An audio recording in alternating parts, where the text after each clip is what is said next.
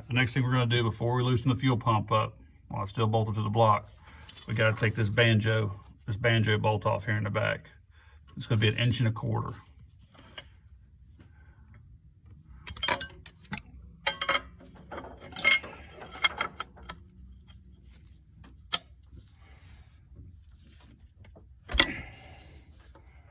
That wasn't too bad on that one.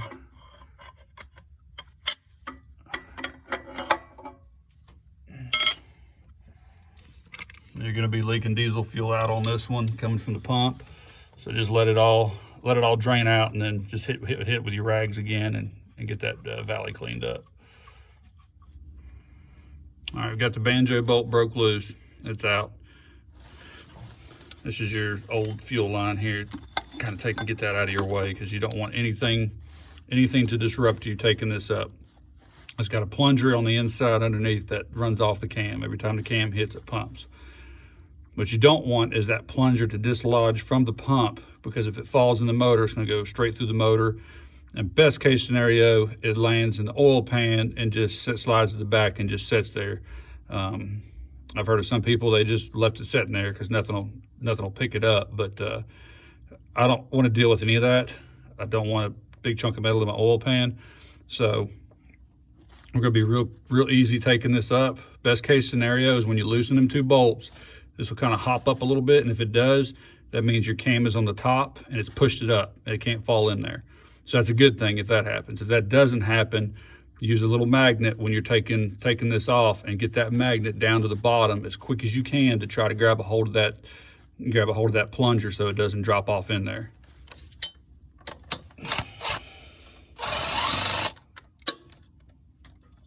I'm pushing a little pressure on it while I'm taking it off here.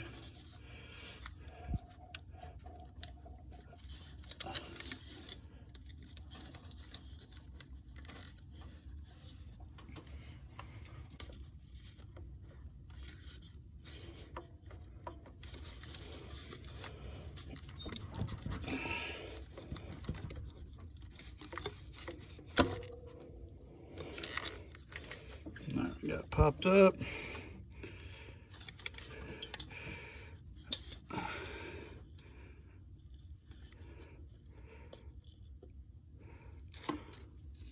All right. There's our plunger. Looks like the cam was actually pretty close to the top. Let's see how easy that thing will slide out. Next thing you know, that's in your motor. So this is probably the most crucial part of it. Just be really careful with this. Getting it out, it's a pain getting it across this gasket right here. So just be really careful getting this out. All right, fuel pump's out of the way, fuel bulb's out of the way. There's the fuel pump was. We're gonna take a little bit of brake parts cleaner on some paper towels just to clean up that hole really good, clean up the inside of it the best we can.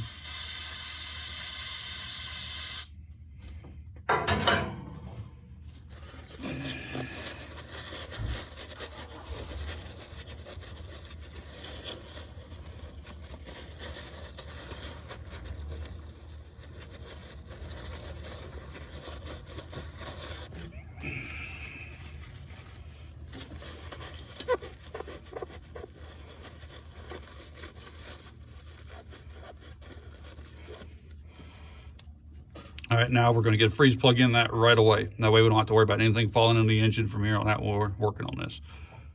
All right, in your box, when you get it, you're going to have a box like this, long white box here, something similar to it. It's going to have a bunch of the adapters and the parts we need. All right. Right now we're just looking for the bag that's got a big old block, this big aluminum block in it. This is what we're looking for right now. We're looking for the freeze plug.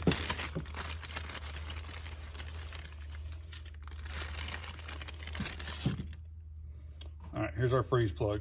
We're going to take this, put some red Loctite around this, and then we're going to tap it into that hole there so we don't have any issues.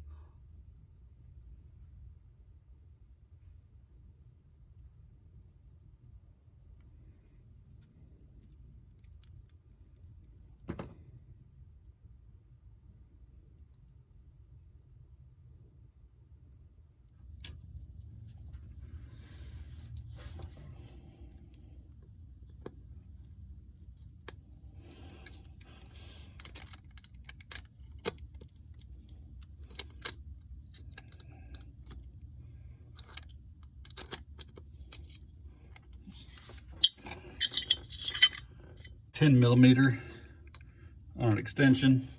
And we're just gonna tap that down.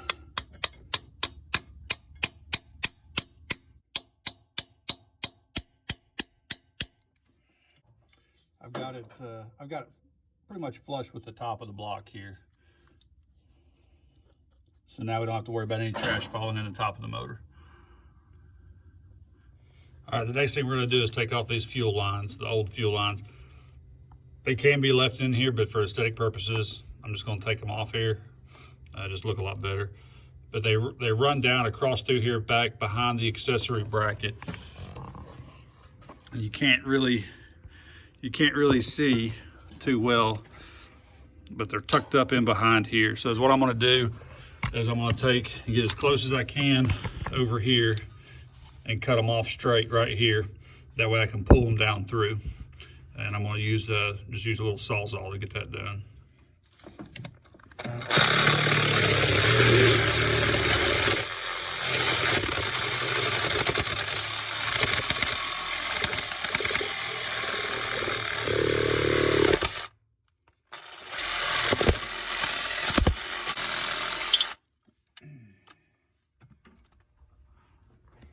All right, got everything taken out from under the hood. Now we're gonna come down here and work on these fuel lines.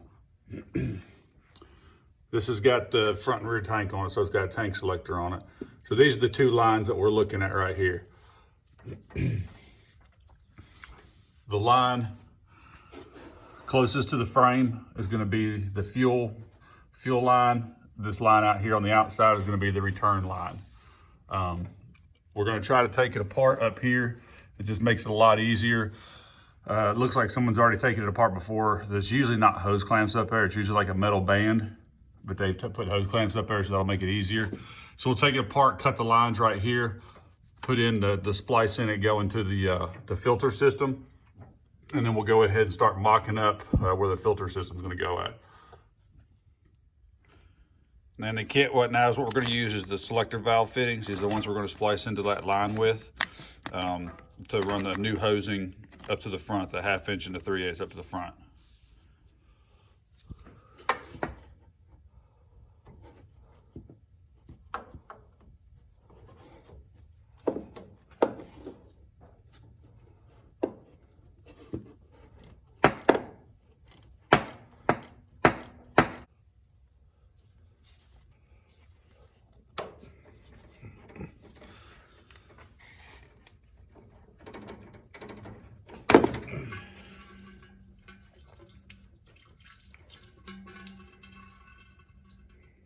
I have something ready for it to drain into also, because both lines are gonna have fuel in them.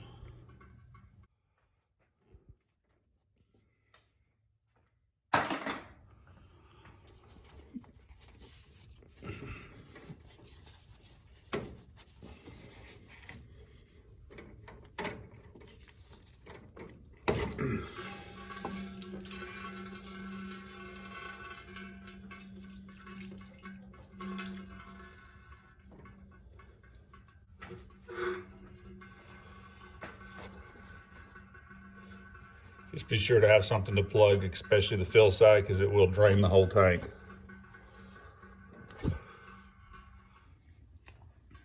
All right, now that you got it unhooked from the selector, drained out a little bit, we're going to be using partial of these two lines here. So you can cut anywhere you want to in here to put in the new lines.